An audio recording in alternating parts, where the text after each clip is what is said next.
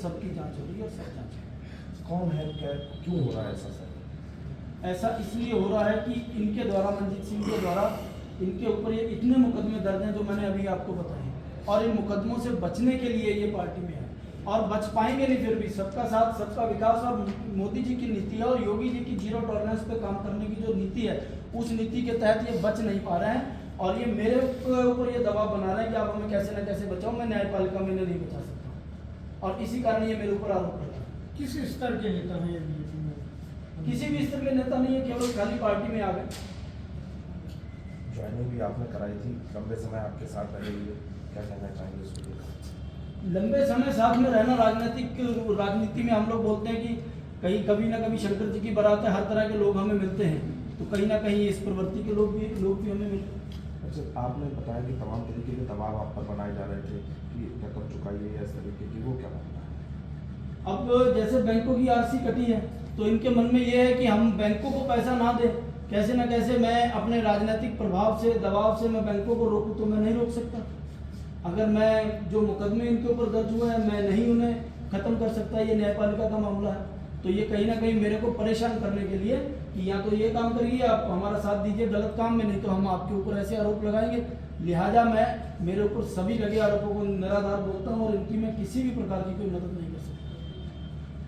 गुरुवार की आपको लेकर आपको किसी अधिकारी से मिले, मुलाकात की या कहीं कंप्लेन की थी?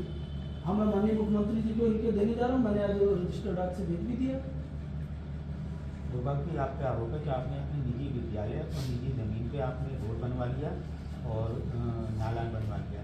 बिल्कुल भी नहीं, गाँव का नाला है, सरकारी नाला है, चकबंदी में छूटी हुई जगह के बीच का नाला है जिसकी रिपोर्ट आ चुकी है लेखपाल की। और जो विद्यालय के रोड्स की आप बात कर रहे हैं, सरकारी रास्ता है, वो मेरे विद्यालय के बनने से पहले भी वहाँ पे रास्ता चला करता था और वो रास्ता जो मेरे से पहले भी किसी जनप्रतिनिधि ने वो रास्ता बनाया। निर्माण समिति के जो सभापति हैं उनके आप फर्जी लगातार हस्ताक्षर कर रहे थे, ऐसे आरोप हैं। आज 4 साल बाद इन्हें इस बात का ध्यान आया। 4 साल पहले ये कहाँ थे? अब हर मीटिंग में, जिस मीटिंग में ये आए होंगे उस मीटिंग में इनकी पत्नी आई होगी, उन्होंने साइन किए, तब इन्हें नहीं पता लगा अगर मैं फर्जी था तो 4 साल पहले ये कहाँ थे? आज अंदर आरोप लगाने से क्या होता है? आप पे आरोप है कि आपने लखनऊ में, पीलीभीत में और राइस मिल खरीदी है, बेनामी संपत्ति खरीदी है। मेरी एक एक संपत्ति की जांच हो। मैं ईश्वर की कृपा से मैं आपको बता रहा हूँ, मैं ईश्वर की कृपा से एक संपन्न परिवार से हूँ और मेरा परिवार हर साल ही जमीन खरीदता। हमारा जब से जन्म हुआ तब से जमीनें हमारे यहाँ खरीदी जा रही है। अब कोई नई जमीन खरीदने बेचने का काम नहीं आया। मेरे नाम कोई राइस मिल नहीं है, मेरे नाम कोई विद्यालय नहीं है। दूसरा आरोप ये भी है कि आप फर्जी मार्केट का धंधा करते हैं, ऐसे आरोप हैं। मैं इसके लिए हर वक्त तैयार हूँ। कोई भी किसी भी प्रकार का मेरे खिलाफ अगर कुछ भी सबूत दे दे, जो सजा चोर की वो मैं सजा पाने के लिए स्वयं तैयार हूँ। ये केवल और केवल इसलिए किया जा रहा है कि कैसे ना कैसे भारतीय जनता पार्टी की छवि खराब की जाए, सरकार की छवि खराब की जाए, या सरकार हमें सपोर्ट करे। सरकार किसी को सपोर्ट नहीं करेगी, गलत को गलत कहेंगे। ये योगी जी की सरकार है, जीरो टॉलरेंस पे काम करने वाली सरकार है।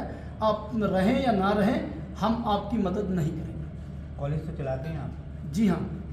कोई आपका अभी जो अमेरिका से लोग वापस आ रहे हैं, डंकी रूट से जो लोग गए थे, बता रहे हैं कि ऐसे भी कुछ है कि वहाँ कॉलेजों से भी कुछ फर्जी मार्केट बनी है? नहीं, देखिए, जो लोग बाहर से वापस आ रहे हैं उनके ऊपर भी पुलिस कार्रवाई कर रही है। जो गलत ढंग से भेज रहे हैं आप लोग, मैंने सोशल मीडिया में देखा, उनके ऊपर भी लगातार कार्रवाई हो रही है। हमारे देश में तो म्यांमार से, बांग्लादेश से जो आते हैं घुसपैठिए, हम उन्हें गलत बोलते हैं, तो यदि हम किसी देश में जाएंगे तो वो भी तो गलत होगा ना।